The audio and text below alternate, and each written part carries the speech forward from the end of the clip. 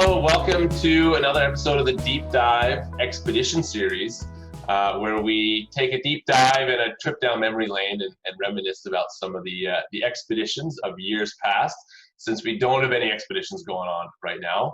I'm your host, Simon Wardable, and today I am joined by Alexis and Sharman, and they're here to talk about the 2019 surf expedition. Alexis is a 2020 graduate of the Adventure Guide diploma, and Sharm is the co-chair of the department and a graduate of the diploma as well, circa 1996, plus or minus a few years. But welcome you guys. Thanks for joining me today. How are you doing? Doing good. Good. Awesome. Thanks for having us, Simon. Good to see you, Alexis. Good to see you too, Sharm.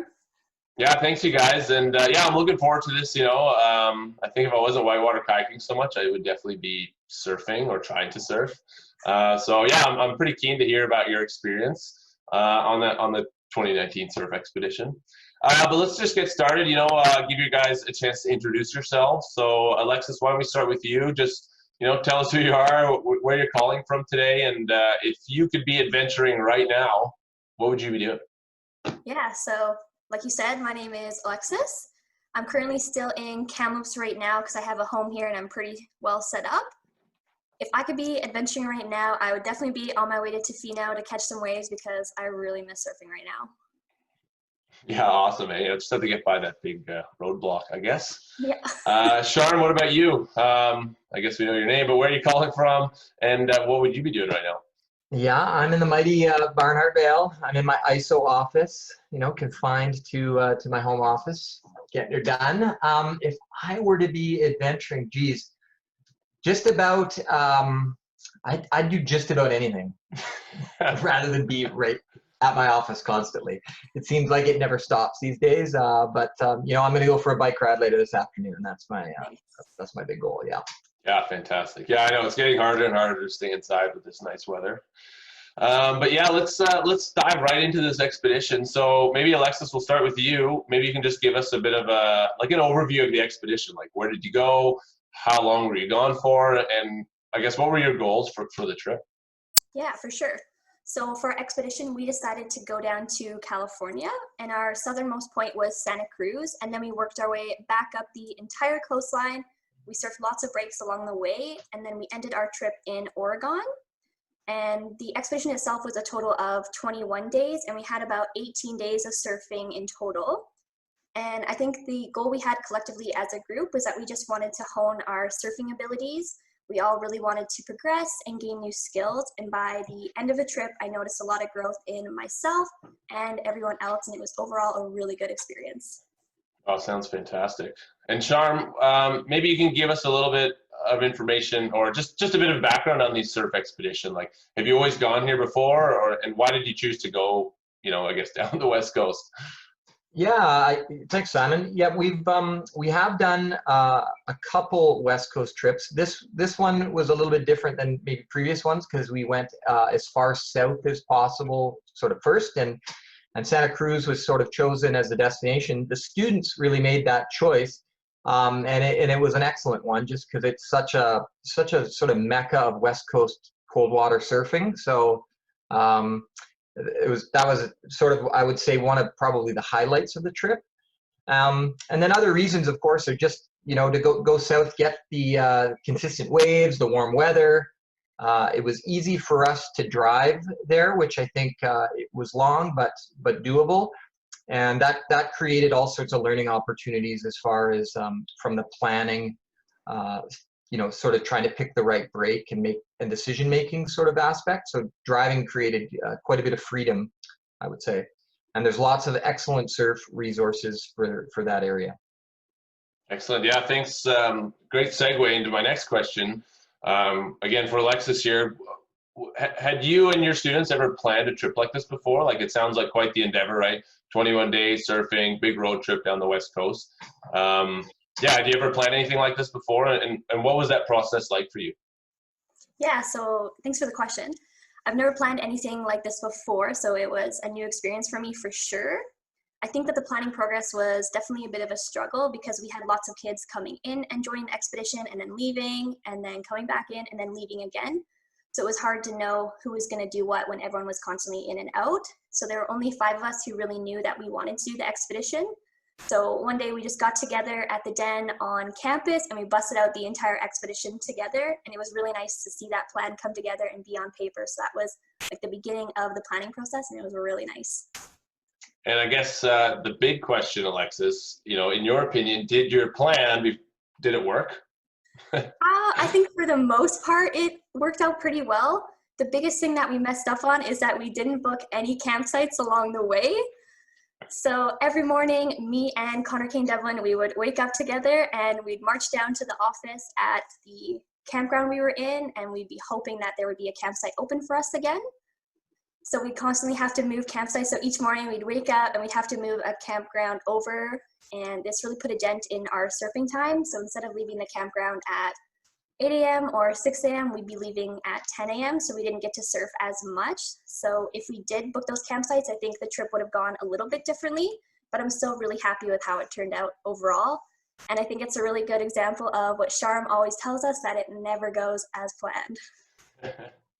Awesome. So you didn't have to do any sleeping, night sleeping in the van or under the van or on the roof or anything, eh?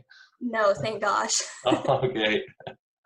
And Sharm, just from your perspective, like how did the expeditions go? Or more simply, did the students pull it off?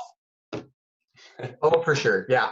I would say overall they exceeded at my expectations, the students. The plan, of course, there's always hiccups. Things never go exactly as you want.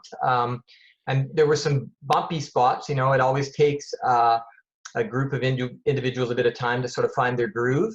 But eventually the team came together and they became quite a high functioning group, which was awesome to sort of witness. So that's definitely a big part of the expedition process. While we're trying to develop people's forecasting and their surfing skills, there's also just huge lessons in group process and group decision making that I think are some of the most rewarding part of the trip for me, is to watch the group go through that process. And then for sure on the surfing side of things, the progression the students made when you have that much time to focus on skill development, it's awesome to see how the students do. The wave count was high, everybody's technique got much better, and of course their decision making improved immensely. So yeah, overall an awesome expedition and a huge success. Fantastic. And now I kind of want you guys just to dig into the memory banks a little bit, and just share some of the fond memories, I guess, of the expedition, with those watching and listening and myself. I guess maybe Sharm, we could start with you just on the idea of learning experiences. Was there any memorable learning experience that really stood out from your perspective, something that the students walked into that they didn't really expect, or just something they took away in the end? Sure. Of course, there were lots of moments. The first one that really stands out for everybody out there, this is the real deal. The threat of poison oak is real. Oh yeah.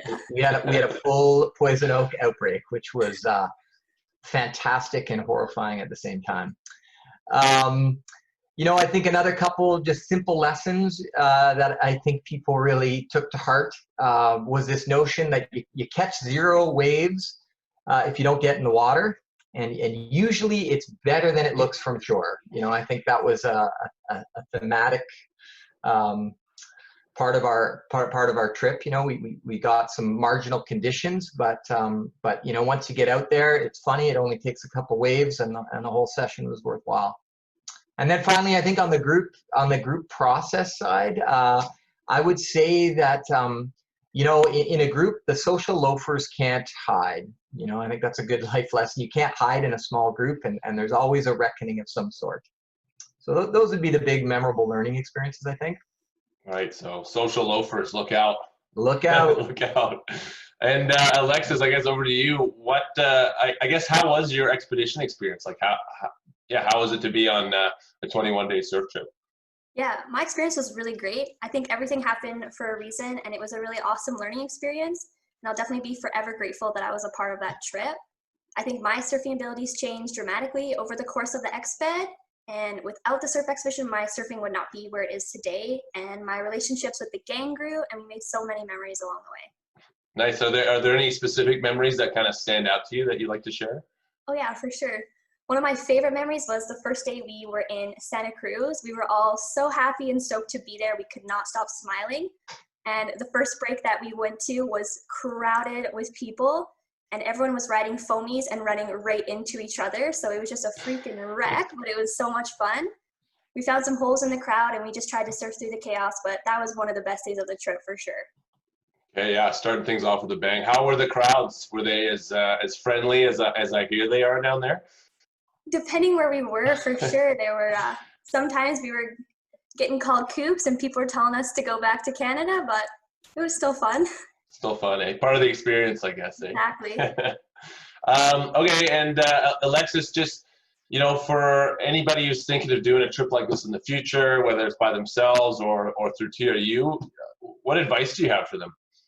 Yeah, so I think for planning something like this, the biggest thing to do is lock down a location first and then start your planning from there. Definitely keep everyone involved in the group, keep open communication, have weekly meetings, and when tensions rise up in the group, because I know that they will, just try to address them right away, because you got to remember that you're on this awesome journey together, and you got to keep the positivity and the stoke high for the trip to go good. But also realize that the plan might not go exactly to your expectations, so you should have a plan A, a plan B, and a plan C just in case. So that way when there's bumps in the road, you can quickly adjust and keep going with your expedition. Yeah, fantastic. And what was your favorite break? Do you have a favorite break, or do you want to keep it secret? I do have a favorite break, but I'll probably keep it a secret. Okay, awesome. And Sharman, what about you? What advice do you have for somebody who want to plan a trip like this, or maybe students who will take surf expedition in the future? Yeah, I would just, echo lots of the things that Alexis said. I think do your research. Be able to make information-based decisions. You kind of you can never know enough. I think the pre-planning stage is really, really useful. It allows you to sort of pivot and make decisions a little bit easier if you've really dug into doing your homework. And I would echo sort of lots of what Alexis said about the group process. Work. If you can work out the social dynamics in Kamloops, if you can get together lots as a group or pre-trip, I think it just makes everything go so much smoother once you get out on the road. And when a problem sort of is brewing in the background, try to find a productive way of dealing with that early. Yeah. Fantastic. Well, thanks, Sharm. Yeah, I guess that really does it for us for the questions I have for you guys and kind of our time for now. So again, I just want to thank you guys both for being here and taking a quick trip down memory lane, and hopefully for you and maybe even those watching or listening, they get a little bit of that expedition fix, since we can't have them right now. So thanks for joining me today, you guys. Yeah, thanks for having us, Simon. Yeah, thanks, Simon. It was awesome going down memory lane. Yeah, I'm sure. You long for California. Yeah, fantastic. I know. I think you guys could probably spend another hour talking about the memories from that trip. So Definitely. yeah. Awesome. Well, we'll wrap it up there. Thanks again, you guys. Thanks, Simon. Thanks, Simon.